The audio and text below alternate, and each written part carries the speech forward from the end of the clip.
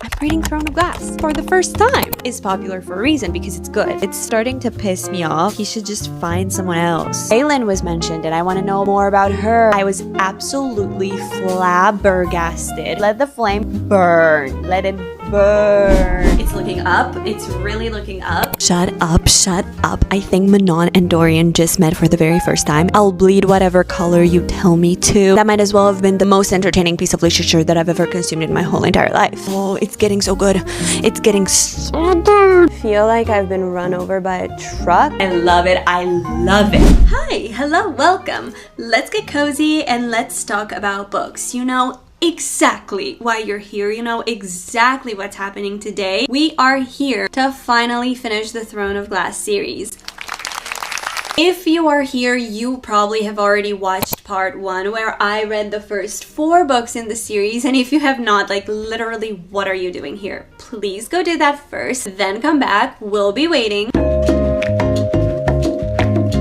Are you done? And in this video, we are going to be reading the last 4 books in the series, which are Queen of Shadows, Empire of Storms, Tower of Dawn, and Kingdom of Ash. And these books, let me just tell you, these books are dictionaries. These books are hefty. Boy, oh boy, am I excited to go on this journey. I've heard nothing but amazing things about Queen of Shadows. Everybody says you must read Assassin's Blade before Queen of Shadows, so I'm expecting a lot of Easter eggs to hit. I'm expecting to see a lot of cameos from Assassin's Blade. I'm excited. A lot of people really love this book, and I hope I'll be one of them. For the next 2, I'm gonna do the tandem read. I'm gonna read Empire of Storms at the same time with Tower of Dawn. I'm gonna follow this particular tandem read guide. I hope it's the right one. If not, well, damn. Too late. I'm a little bit intimidated by this tandem read. I've never done a tandem read before. And then last but not least, Kingdom of Ash. This is, if I'm not mistaken, one of the highest rated books on Goodreads. I know that a lot of people love this book, so I really hope that I'm gonna love this one. Should I do a little recap on my thoughts on the first 4 books, or you just watched part 1 and you already know? If you watched it last week and you need a little bit of a refresher, I'll keep it brief. Loved Throne of Glass. I don't know why people say it's a slow book. It didn't feel slow to me. Genuinely a very good start to the series. Crown of Midnight, kind of slow. I kind of lost a little bit interest. I don't really love Chaol, so there's that. Heir of Fire was phenomenal. I loved every single second of it. Genuinely such a good book. It kept me so entertained. I am so intrigued by the new characters, and I feel like it really picked up the pace a little bit. I'm so intrigued by Aelin and Rowan and their relationship. I'm so excited about that one. But then I felt like Assassin's Blade in this particular reading order kind of took me out of the story a little bit. Like it really kind of slowed down the pace that we kind of picked up in Heir of Fire, you know? But it was a fun time. I'm really hoping that the characters from Assassin's Blade really make huge cameos in the next few books, because if not, then I'm going to be pissed. I think we should just get to reading already. It's time to start Queen of Shadows. Let's roll the tape.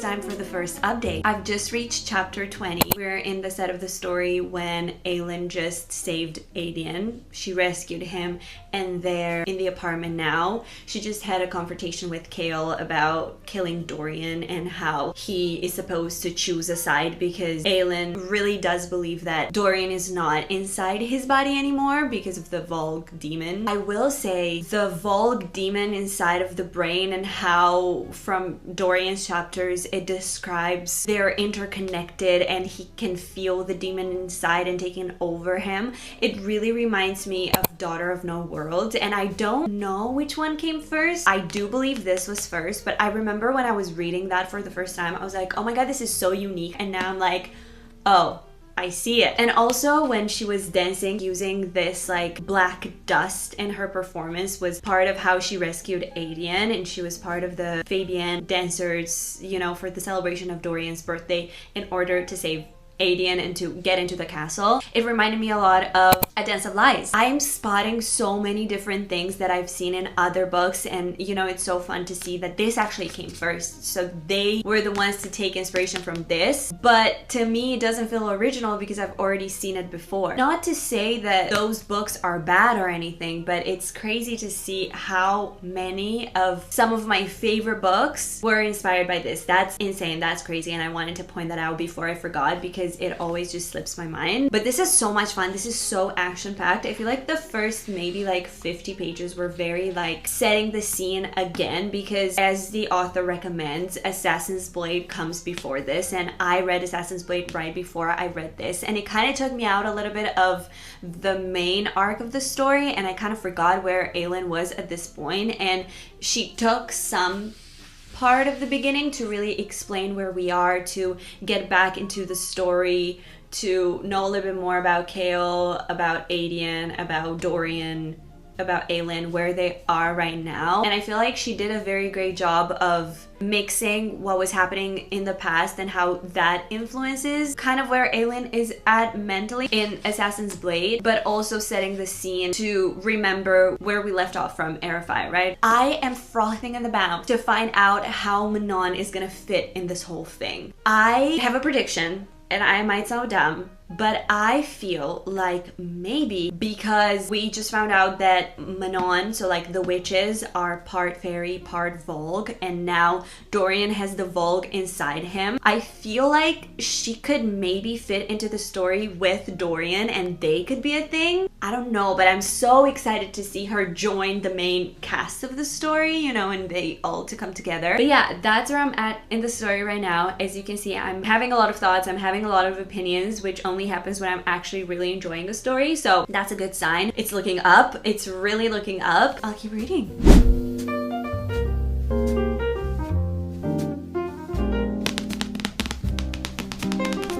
Time for an update. I have a sore throat, so I had a pill. I'm sorry for that if that's disturbing. I apologize. I finally reached halfway through. I just found out that Adian's dad is Gabriel. Lysandra is a shapeshifter, and she's actually not in her original form. Like, she shifted in the form in which she is right now when the magic ran out, basically, and she is stuck in this body that's not even hers. That's crazy. We also found out that Elide has witch blood as well. A lot of things are changing, a lot of things are being uncovered, but not much plot. I mean, I'm in the part of the book where Aelin has decided that she's going to kill Arobynn. We're gonna get into that part and see if she actually ends up doing it. That's my update. But as I said, I have a sore throat. I woke up congested. I think I have a fever as well. I'm not feeling very well, so that means this weekend I'm gonna be stuck inside trying to heal. That means 3 days of being inside, sitting my ass down and reading. Wish me luck. I'll see you when I see you. I'll keep reading. Remember when I said that I had a sore throat? It's kind of worse, and I really shouldn't be speaking at all, but something just happened and I can't, I need to update you guys, okay? What in the actual world do you mean? Arobynn just gave Aelin the necklace and something is shady about it. Like, she's slower, an immense amount of weight on her. Then, faster than she could react, he slid the wordstone ring onto her finger. What?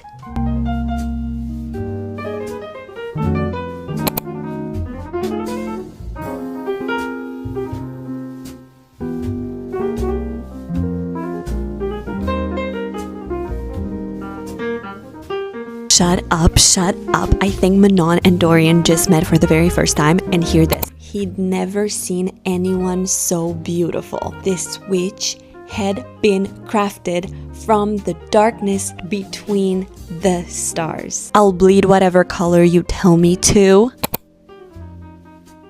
I'll bleed whatever color you tell me to. No, yeah?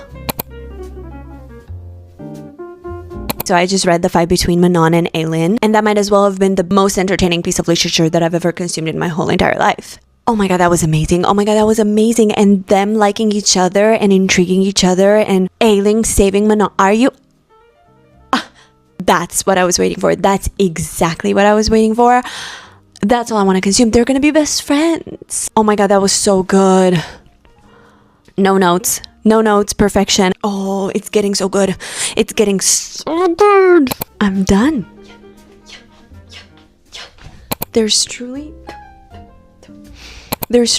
not much that I love more in this world than binging a chunk of a book in a day, or even a whole entire book in a day. And this experience, reading last half of this book in one singular day, half a day actually, the best,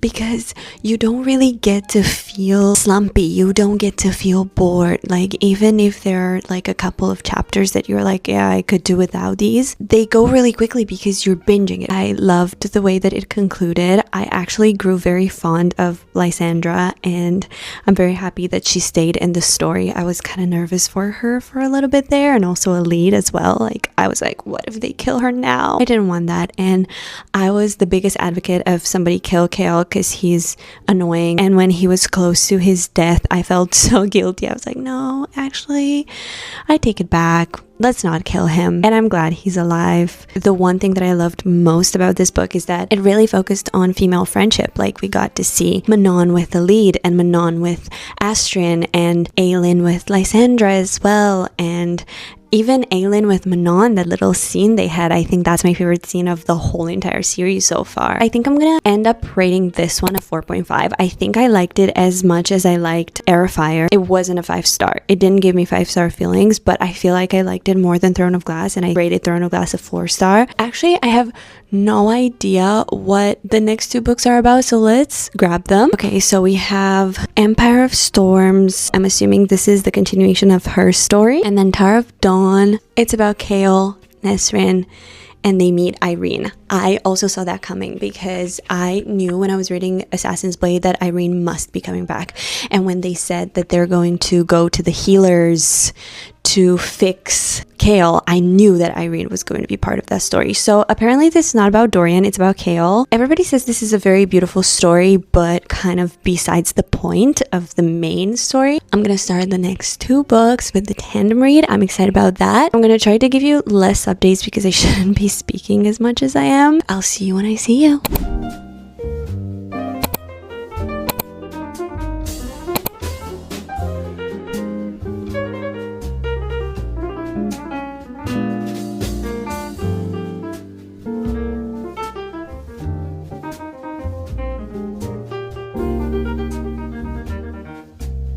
Okay, it's time for an update. So I started these two books yesterday, and I actually didn't update you guys at all because, as I said, I wanted to protect my voice. I didn't want to speak a lot, and I said if something crazy is gonna happen, I'm gonna update you, but until then I'm gonna shut the fuck up.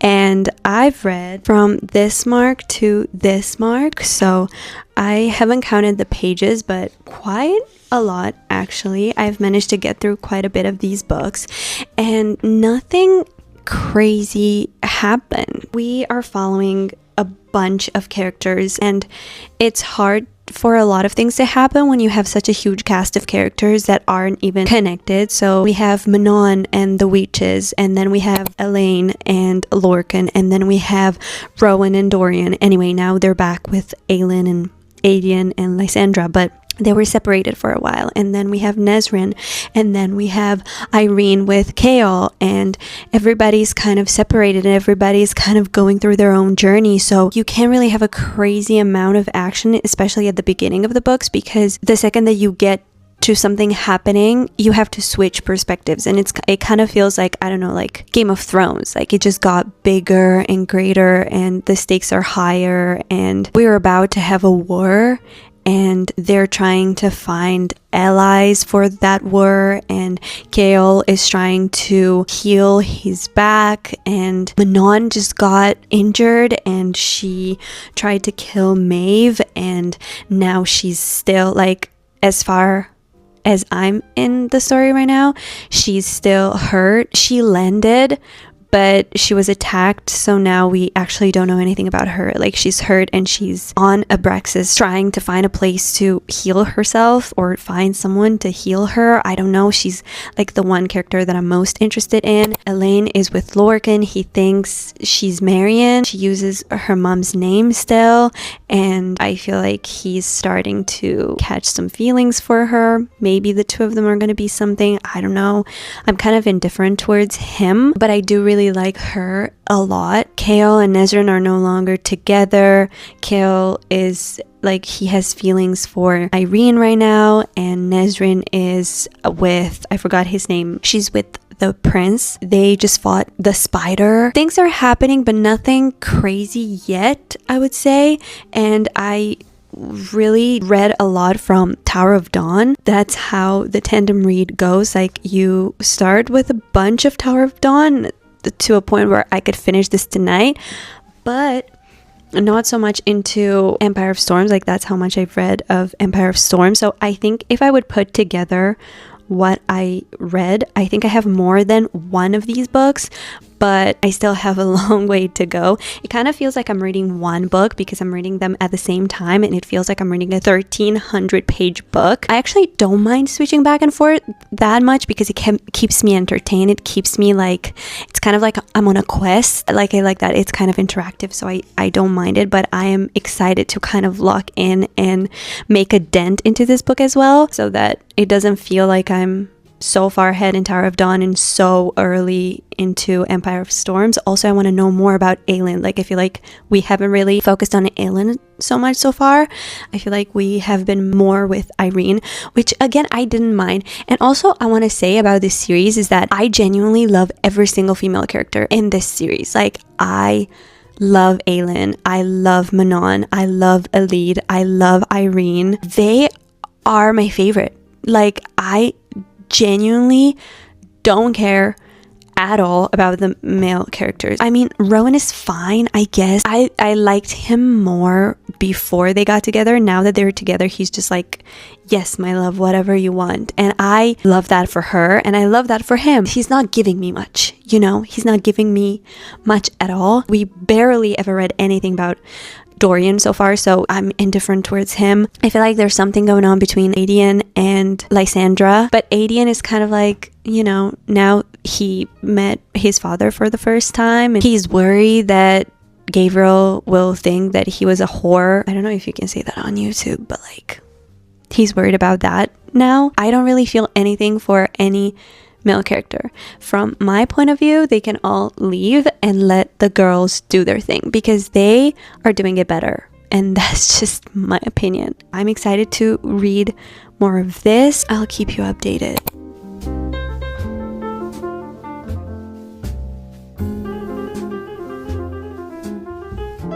I finally finished the tandem read. I feel like I've been run over by a truck, but let's share all of my thoughts, feelings, and opinions. I have been reading these books non-stop for 3 days. It took me genuinely 3 days of almost just reading to complete these books, and I will say that they're the types of books that you pick up and you're like, yeah, let's see what this is, and then it grips you and you cannot put it down and you have to read it all in one sitting because it's just that good and that gripping. And then there are the books that I want to read in a certain amount of time, and I make a plan and I stick to it, and it takes a lot of will to respect the amount of time that I had planned to read them. And these were the types of books that I wanted to read as fast as possible because I knew from dragging the other books in this series that these are not the types of books that you want to drag. I remember even from ACOTAR, I generally binged all of the books besides the last one. The last one I read throughout a month, I think, and that was one of my least favorites because it lost the impact, you know, of the story. I feel like that with all of Sarah J Maas's books, if you don't, or for me, if I don't binge them, I don't get the most of them. So with these, I really tried to read as fast as possible, and I don't regret it or anything, but I will say I'm feeling it. Like, I feel drained right now. Like, this really took it out of me. We'll see if I have it in me to completely binge the last one as well. Let's get individually into these books. Let's start with Empire of Storms, because technically this is book 6, right? So I did the tandem read. To me, it feels like it's one book, but let me try to separate the two. I feel like this one was the most relevant to the story, and this one felt like a novella. Why is a novella 660 pages? That is beyond me. We'll get there, but this felt like part of the story. This drove the story, this drove the plot. We got the most characters, our most loved characters were all in this, and I feel like it was also very entertaining as well. Like, a lot was happening at all times. I feel like if anything, this was what kind of slowed this one down. I think I would have liked this even more without Tower of Dawn. I don't want to trash on Tower of Dawn. You'll see, I loved Tower of Dawn, but it's the truth. It slowed this book down. I feel like this was so action-filled. At every chapter, something was happening and you were on your toes, wanted to know what was going to happen next. If I have one complaint about this book, I don't like the fact that Aelin didn't share a lot of her plans. And I understand that it had a grander effect at the end when we found everything out and we saw her bigger plan, and it kind of victimized her even more, and now we're even more like, oh my god, what's gonna happen with her, poor girl, like, look at what she's done and now she's trapped, right? When I read from a person's perspective, I want to know what's happening. I don't want to be confused. I don't want these huge information gaps and then to like fill them all together in one sentence. Like, if I lose the meaning of one word, I don't understand anything that's happening. So I wanted to know more about Aelin. I feel like we've introduced so many new characters, especially in this one, but even with this, like, we're following so many characters that at some point you feel like you don't get enough of the ones that you already love. And for me, as I've said it before, my favorite characters are the main female characters. And I wanted more of them. I wanted more of their thoughts. I wanted more of their emotions. That is overall why so far I've not given any of these books 5 stars yet. I cannot fully connect to the characters if I'm not more in their brains and I don't feel the highest impact. Their emotions, I don't feel connected to it to a point where I'm like, I would die for these characters. I wouldn't, because I don't know them yet. And I was thinking about the relationships, how every relationship feels rushed. And of course it does, because you only get like, I don't know, maybe like 5 Aedian chapters, maybe 5 Lorcan chapters. You don't really get to fall in love with Lorcan and Elide, or Aedian and Lysandra, or Dorian and Manon, because you don't get a lot of them. And you know, Dorian and Manon have a scene in this book and you're like, that's hot, but at the same time, how did we get here? And I feel like that's the problem with such a huge cast of characters, is that we don't know them to their fullest. And that's my one problem with this book. That's why it wasn't a 5 star. But as far as the action went, I loved it. I thought it was fun, entertaining, fast-paced. I liked this. I'm very excited to read the last one because I want some good action. I want my stomach in my throat. I want things to happen. I wasn't nervous for these characters. I was nervous once for Lysandra when she was the sea dragon and she almost died. That's like when I was like, oh no. Anyway, this was great. I rated this one 4.5. And now Tower of Dawn. How do I say this? This to me felt like a novella. Irene, I loved her. I loved her so much that I almost fell in love with Chaol as well. You guys know that I've never had a good relationship with Chaol. So to go from there to reading a full book about him, it was crazy. But I love Irene so much that it worked. I didn't mind reading about Chaol because I loved Irene so much. And their parts of the book were great. On the other side, Nesrin, when I tell you I couldn't care less about Nesrin. I couldn't care less about Sartak. If you ask me one thing about what was happening on their side of the story, I could not tell you. Like, it could not grip me. I was reading words and they were just words, did not register. If I did not have the audiobook, I think I would have DNF'd this. Like, genuinely did not care about that. With all of that being said, because it was a tandem read, this didn't distract that much. I feel like if anything, we had more parts of this book that we binged at once than this. Like, we had the ending with this one, but these, like, every single chapter was kind of interwoven with this. And even if some of these chapters I didn't care about, everything kind of flowed nicely together. Even though I didn't care about half of this story, I didn't mind it either. It was kind of like a breather, kind of like, oh, okay, so now I can just like shut down my brain. I don't care about these people. Let me just take a breath.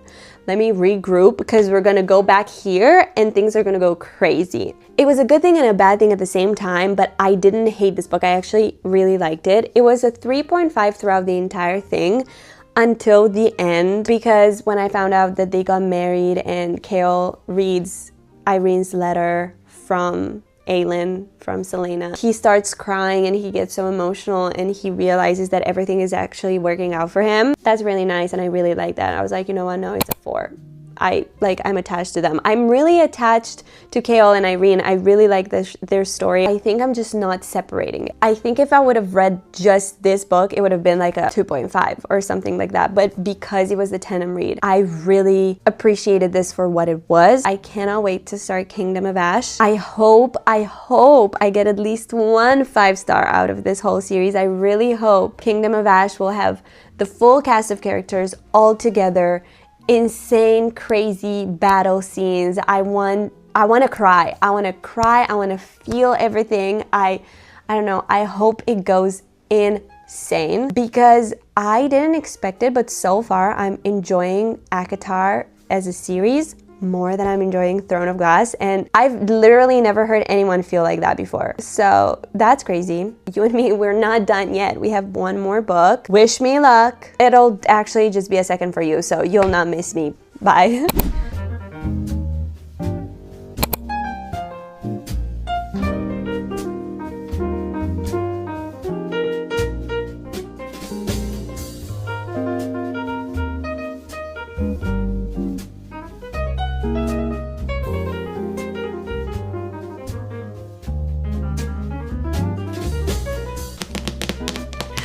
It's time for an update! The last time you and me saw each other, I was very down. I was over everything, not over this series, but like life in general, and I was being very negative about it, and I apologize. Because now I am halfway through this book, and all I can say is that I get it. All of the other books were worth it for this one, and I haven't even finished it. Everything kind of is coming together with this one. A strange way to start this update, but the first thing that I wrote down is that I love that a lead has her period. Like, the women in this book have their periods. It hits quite close to home. I've been waiting to read in a book the pain of that, and honestly, like, I was reading about a lead traveling with the fame males, and she was on her period, and she was like, I had to do it, like, I had to move on. Every single time when I'm gonna have a period from now on, I'm gonna think about a lead. So that's a strange way to start, but I love that. And then also Irene is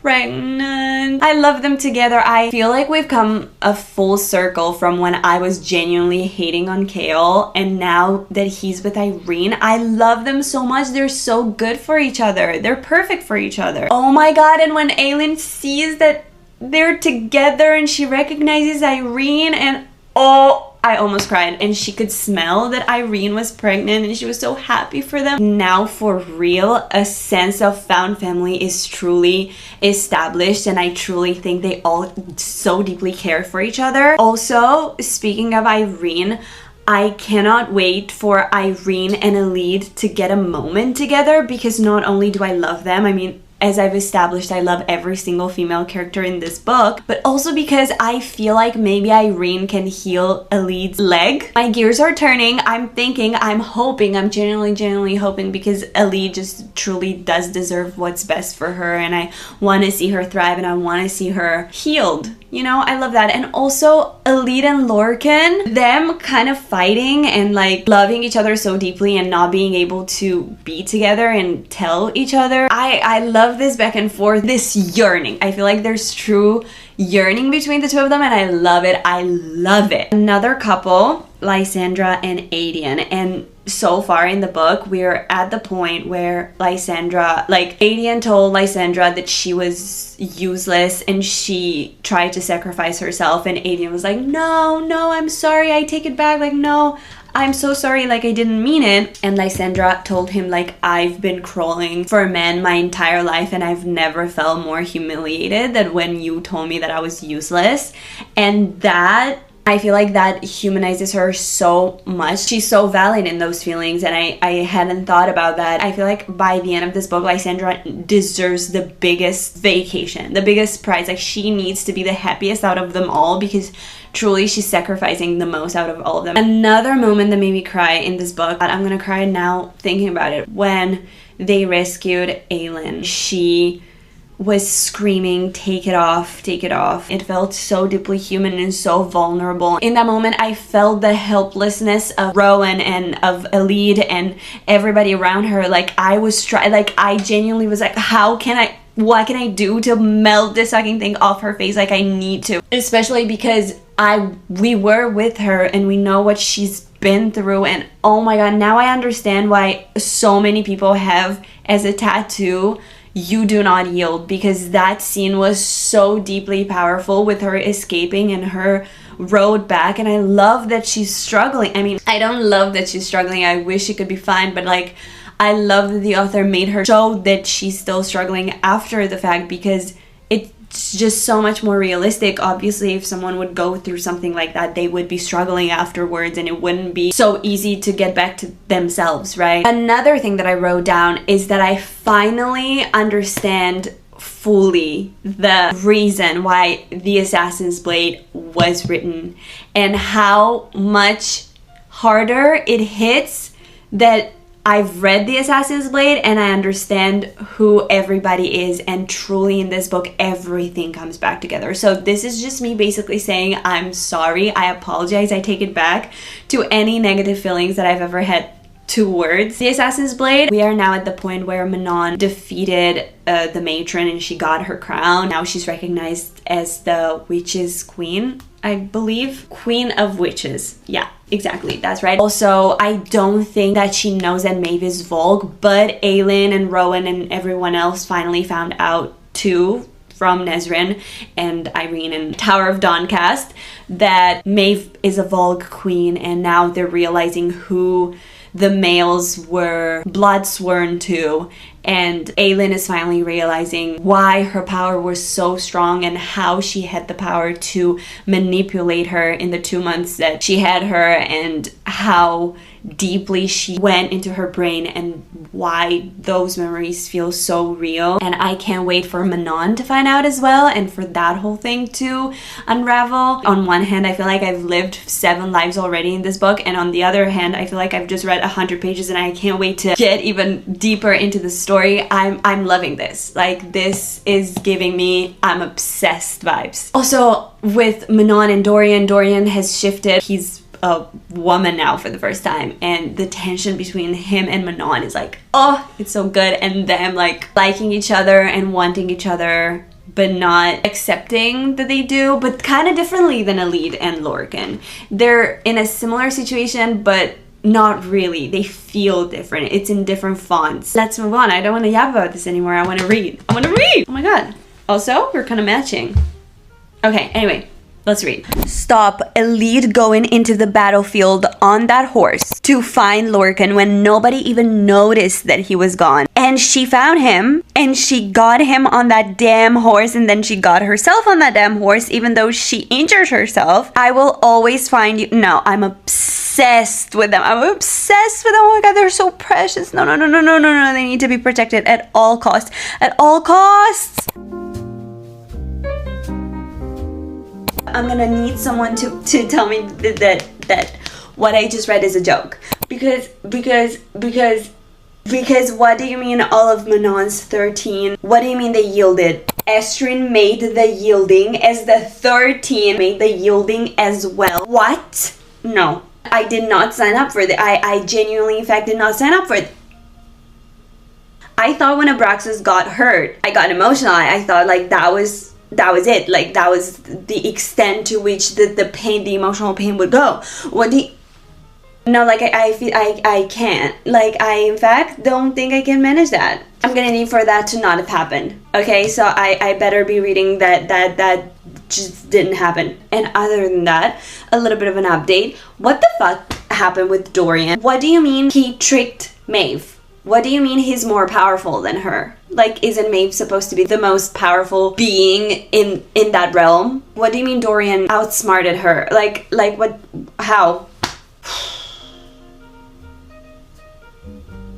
Whatever. Excuse me while I'm being delusional for just 1 second, but she is between worlds. She snapped through a world of snow-capped mountains under shining stars, passed over one of those mountains where a winged male stood beside a heavily pregnant female gazing at those very stars. Faye. But this was not her world. The winged male, beautiful beyond reason, snapped his head towards her as she arced across his starry sky. Can I be delusional for just 1 second and assume that that man was Rhysand and that pregnant woman was Feyre and that snowy mountains, starry night scenery is Valaris? Please. Please?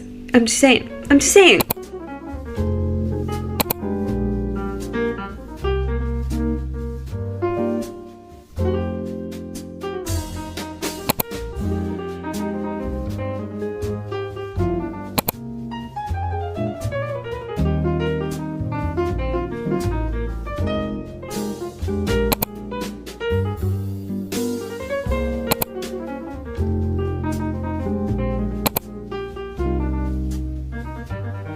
Okay, the time has finally come and I have finally finished the entirety of Throne of Glass. And I actually finished the series a few days ago and I told myself that I wouldn't speak about it right after I finished so that I would give myself a little bit of time to process everything, and I almost forgot to record an outro for this video. I guess the last thing you saw was me finishing Kingdom of Ash and starting to get very emotional, teary-eyed, and that's the last thing you saw of me. It's time for a little bit of an update. Let's talk about this beauty for a second. This has turned out to be my first and only 5-star of the whole entire series, but yes, it is a 5-star. It was a journey, let me tell you this much. I did not breathe for half of this book, just being so nervous of how things would end up. I loved how everything came together in the end, and just after they win the war, and even the way that they kill Maeve and Erewhon. Is it Erewhon? Now that I've said it out loud, it kind of sounds like Erewhon from LA. I'm kind of sad for Manon and Dorian, but I feel like there's so much more to talk about when it comes to their characters. Like, I genuinely feel like we didn't really explore them to the max. I would have wanted more from Manon's character, but also Dorian's. Manon comes first for me just because I love her as a character overall more than Dorian, but the two of them, I feel like they were robbed the most, but I also understand why she couldn't. This was already 1,000 pages. Like, how much more would you have wanted? I get it, but at the same time I would have liked a little bit more from them. At the end, when Aelin walks down, not the aisle, but like when she goes and then gets crowned, so full circle, like I felt every single step that she was taking. I was like, oh my god, we've been with this girl through so much, we've seen her through so much, and now we finally get to see her home and the queen and with her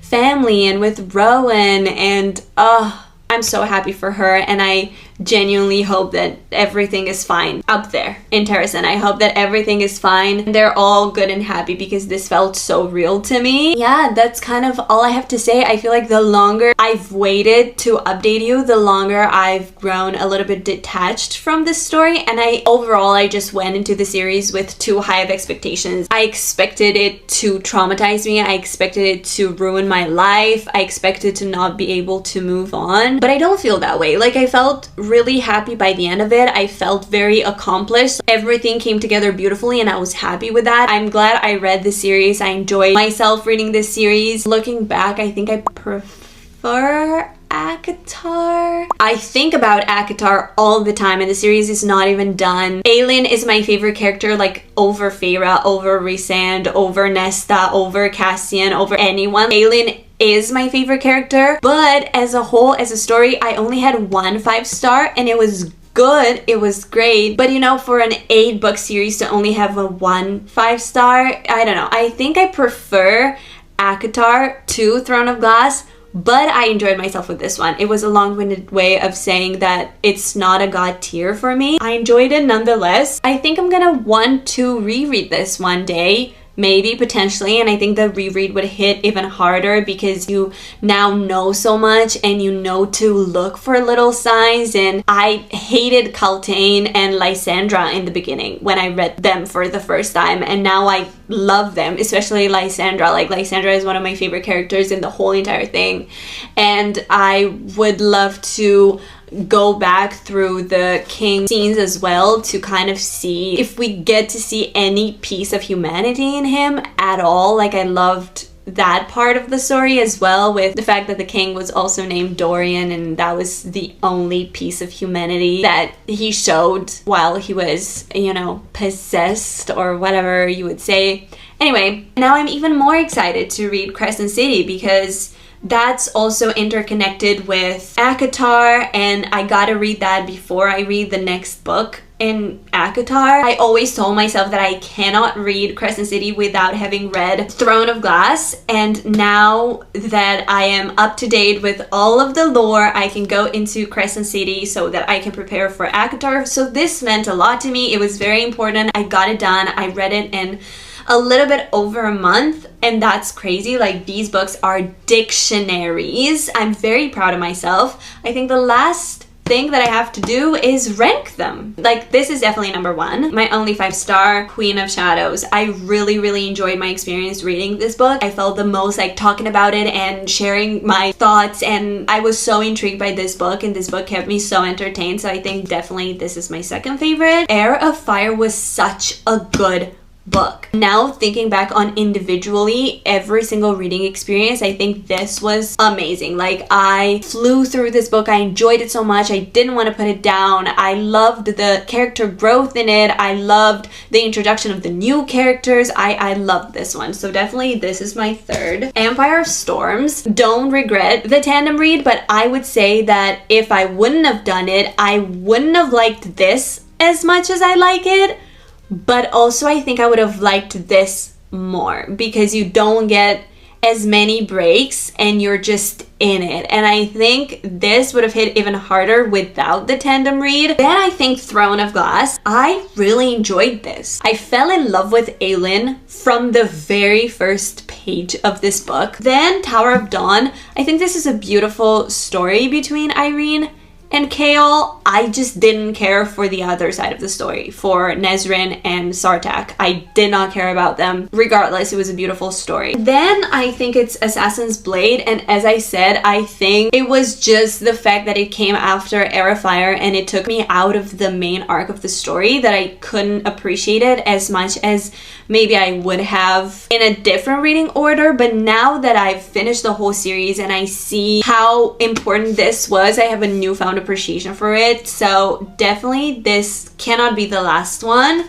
So this is coming in 7th. Then Crown of Midnight is famously my least favorite in the series. Besides the reveal at the end when we find out that Selena is Aelin, the rest of the book can actually literally fuck off. This is my ranking. Best to worst, I definitely think I enjoyed my experience reading the second half of the series more than the first half. I can't believe it's done. Like, I have been anticipating this video for such a long time. I have been planning to make it since before having a YouTube channel. It's crazy that it's finally done. I finally did it. It's done and over with. now we can move on with our lives. That's crazy. I find it hard to end this vlog because it's like I've been looking forward to it for such a long time, and now what am I supposed to do now? Anyway, I hope you guys enjoyed this as much as I did. I hope you don't come for me for not giving every single book 5 stars, having it in my God tier. If you feel more strongly about these books than I do, I apologize, and I hope I haven't hurt anyone's feelings. I hope the book that you are reading right now is the best book you've ever read, a 5-star floppy masterpiece. I hope to see you again in my next reading vlog. Without further ado,